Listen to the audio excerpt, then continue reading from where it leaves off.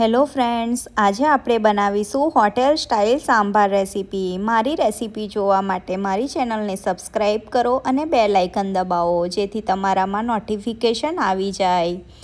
સાંભાર બનાવવા માટે મેં અહીંયા 2 નાની વાટકી તુવરની દાળ લીધી છે। તુવરની દાળને આપણે અડધો કલાક પલાળી રાખવાની છે અને પ્રેશર કુકરમાં કૂક કરી લેવાની છે। ત્યાર પછી આપણે એક કઢાઈમાં 2 નાની ચમચી જેટલું તેલ લેવાનું છે। તેલ ગરમ થઈ જાય ત્યાર પછી આપણે એમાં રાઈનો વઘાર કરવાનો છે।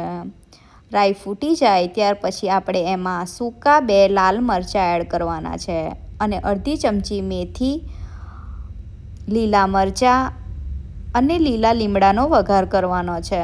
અહીંયા મેં મીઠા લીમડાનો વઘાર કર્યો છે। ત્યાર પછી આપણે એમાં લાંબી સમારેલી ડુંગળી એડ કરવાની છે।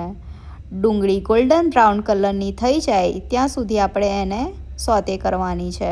તમે જોઈ શકો છો ડુંગળી બ્રાઉન કલરની થઈ ગઈ છે। ત્યાર પછી આપણે એમાં એક સમારેલું ટામેટું એડ કરી દેવાનું છે। ટામેટું નરમ થાય ત્યાં સુધી આપણે એને સોતે કરવાનું છે। તમારે ધ્યાન રાખવાનું છે કે ટામેટું ઓવરકુક ના થઈ જાય। બધા જ વેજીટેબલ્સ આપણે ઓવરકુક નથી કરવાના। તમે જોઈ શકો છો કે ટામેટું થોડું નરમ થઈ ગયું છે। ત્યારબાદ આપણે એમાં બધા વેજીટેબલ્સ એડ કરી દેવાના છે। મેં અહીંયા એક નાનું કોળું, સરગવાની સિંગ, રીંગણ અને ગાજર લીધા છે। આ બધા વેજીટેબલ્સને તમે જ્યારે દાળ બાફો ત્યારે અંદર પણ નાખી શકો છો, પણ આપણે ઉપરથી વઘાર કર્યો છે કારણ કે દાળમાં આપણે નાખીશું તો એ બધા વેજીટેબલ્સ ઓવરકુક થઈ જશે અને એનો ટેસ્ટ બધો જતો રહેશે। ત્યાર પછી આપણે એમાં મીઠું અને મરચું નાખી એને બરાબર હલાવી લઈશું। ત્યાર પછી આપણે એમાં પાણી નાખીશું અને 5 મિનિટ સુધી 80% જેટલા આપણે વેજીટેબલ્સને કૂક કરવાના છે। ત્યાર પછી આપણે જે દાળ બાફી છે એને ગ્રાઇન્ડ કરીને આપણે અંદર એડ કરી દેવાની છે। તમને જેટલો સાંભાર થીક જોઈતો હોય એટલું તમે અંદર પાણી એડ કરી શકો છો।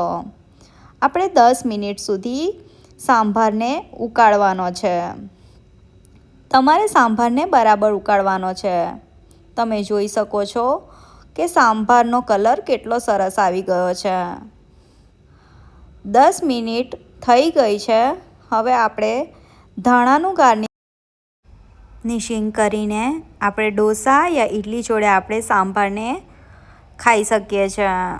આપણો સાંભાર બનીને રેડી છે। તમે જરૂરથી ટ્રાય કરજો। આ બહુ જ ટેસ્ટી અને ડિલિશિયસ બને છે। Thank you.